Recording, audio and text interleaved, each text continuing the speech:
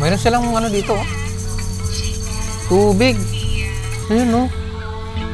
Mayroon silang ano, source ng tubig nila. Wala, tuloy-tuloy lang, oh. Ano yung tubig nyo? Tuloy-tuloy lang yan? Ha?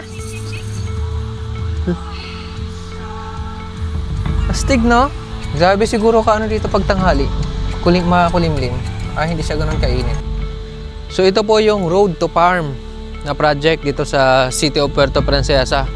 Napakatagal na panahon na ito, guys. Napakaraming solar street light. Ayan yung Road to Farm. Siguro may buhaya dito. Sarap siguro mag-fishing dito. Mas maganda siya kaysa sa main road ng Palawan South. Kung magbabiyahe ka, papunta ka ng South.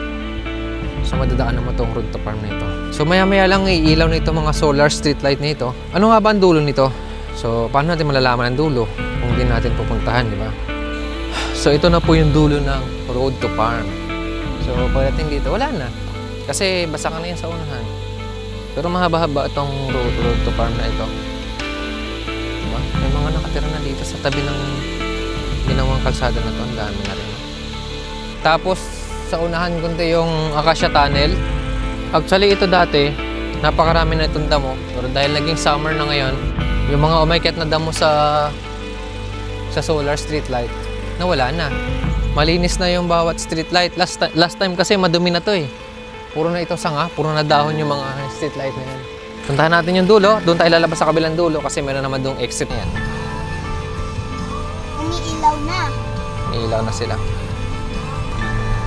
May mga nakakasabay tayong sasakyan sa kabilang side, oh.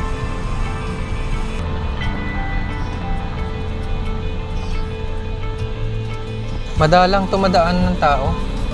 Napakaraming solar street light. So kung atin mapapansin dito sa part na ito ng project nila, wala na yung ibang street light, guys. So napakadali lang itong tanggalin. Kasi matagal na itong street light na to at hanggang ngayon hindi pa rin siya napupundi. Yung mga street light nila wala na yung iba.